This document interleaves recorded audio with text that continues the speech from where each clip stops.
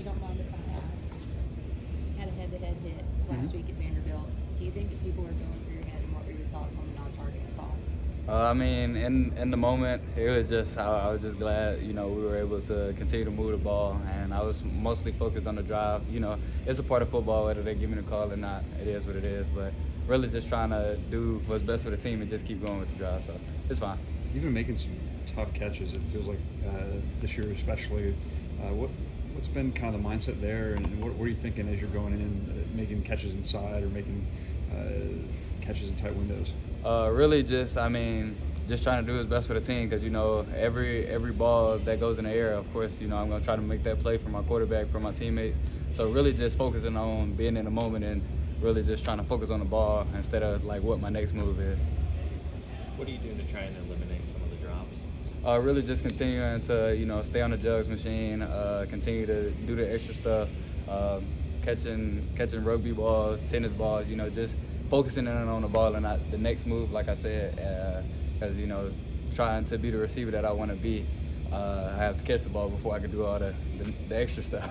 Is it just a mental thing? Because we just talked about how you were making these great catches. Like, is it purely mental on that side? 1,000%. Yeah.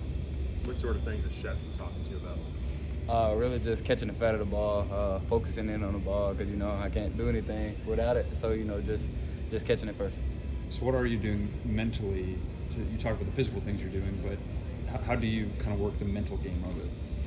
It's a child's game, so it's really simple. Really, literally just looking the ball all the way to the top.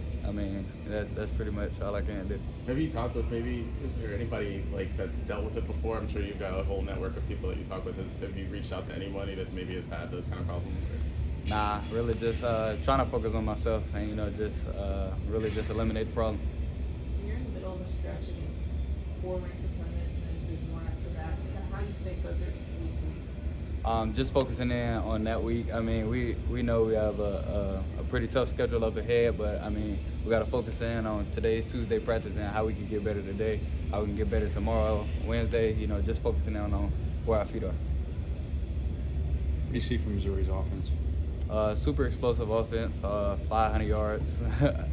Their defense is really good as well. They play great team ball. They have the longest time of possession in the SEC. So just understanding that when we get on the field, we got to maximize that time because they're gonna run their offense. So really just trying to take advantage whenever we're on the field. What's it like being a receiver when Ty's kind of seeing things like that last drive before the half where he's just pretty much automatic? What's it like as a receiver knowing that your quarterback's just seeing the field out there? Really, it's just a blessing, to have a guy that when the bullet's flying, when in the heat of the moment, he's calm and just understanding I got to make the play for him so we can keep it going because I know he's gonna be hot. What's been working so well with that 2-minute offense against Georgia and Vanderbilt? Y'all were able to execute a drive right. Definitely, we've been focusing on it every week during practice, and just being ready when those moments come because it's easy to not take advantage of the moment, but whenever you do it week in and week out, it's automatic pretty much. What have you seen from Missouri's defensive backs? Really, they play well in the defensive scheme. So they're physical guys. They're gonna do their job and they're gonna come up and tackle. They play well in their system. Is there a specific DB that stands out? All of them are very good. And they play well as a group.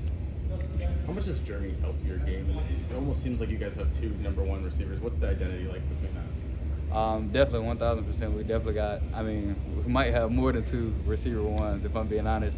And really just feeding off of each other. And if one's down, the other one's up. Just continuing to. And then when we're both hot, you see what that could be this past weekend. But it's really just it's awesome to have a guy that I can depend on week in and week out. Caden Proctor making plays. What do you think of that? He's just a dog. You can put him anywhere on the field and he's gonna get the job done. So yeah. What do you think of his hands? You guys talked about it all?